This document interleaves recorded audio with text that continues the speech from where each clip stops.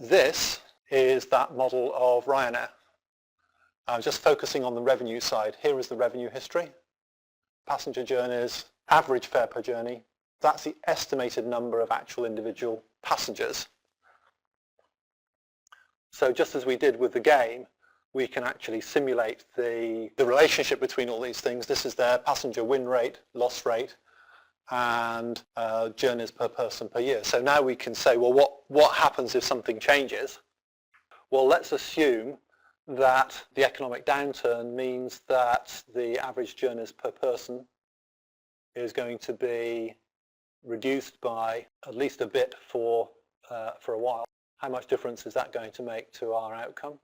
So this number, which was previously up at about 2.8 million, is now down at 2.4. And what happens if it also means that we lose passengers at a faster rate?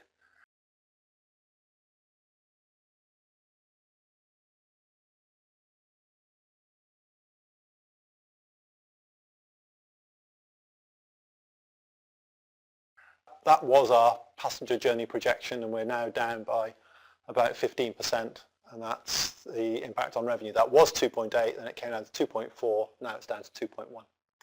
So you can just put the model together for a real business in the way that we did with the game. The reason we use airlines, by the way, is because it's about the only kind of business for which virtually all the numbers are in the public domain. All of those numbers, actually with the exception of this one, the individual customers, is in their financial reports, every single one. They tell you about their routes, aircraft, staff, marketing expenditures, the lot. It's all completely open, and there's virtually no other business I know of where you can get all that data. There are many other courses of action that are possible. For Ryanair, maybe you have to reduce the number of planes and cut down on a few of the routes. Perhaps you'll make a better profit. But that was not the question we had. They could be asked. For example, one of the key dynamics here, one of the key reasons why Ryanair has been so successful is their ability to open routes quickly, really fast, lots of them.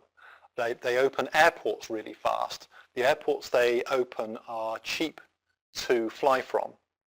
I think they now have 890 routes. There are 890 airport pairs you can fly between. There's about 120 airports they operate out of. Now, that's a real skill to be able to identify that airport, if I open that airport, I can start these routes, and those routes will catch me 500 passengers a week who will be able to pay 35 euros.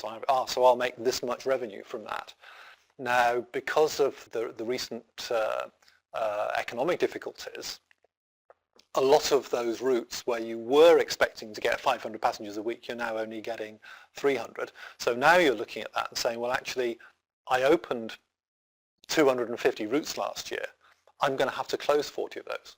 That then means that that airport and that airport and that airport are not viable, so I'm going to close those airports too.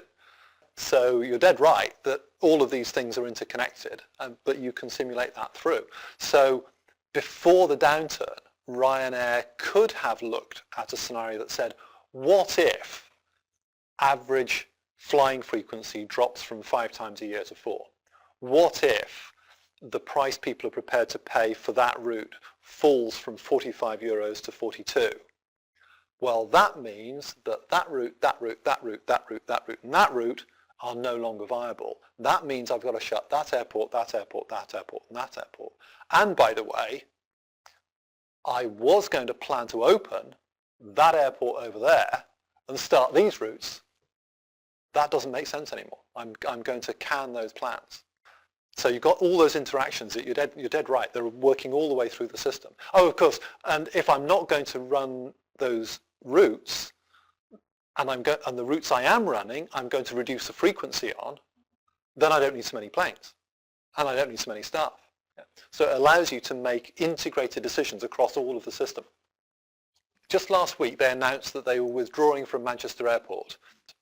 They're going to move flights that were originating from Manchester to Leeds Bradford, which, as some of you may know, is kind of the other side of the Pennines. So it's not exactly Manchester Airport anymore, right? It's quite a long way from Manchester. So we've got a certain number of flights originating in Manchester, going to all these different airports from there, that's going to close, but that airport attracts a certain number of passengers from its catchment area. We're going to move those flights over to Leeds Bradford. That location is not going to attract all of those people from the Manchester catchment. It's going to attract some of them, and it's going to attract some new ones as well, but it's going to be a different number. So that means I've shut Manchester, I've opened Leeds, but now it means that I've got to shut this route over to Oslo or down to Nice, but that means that Nice Airport isn't viable anymore. So that one's got to close as well.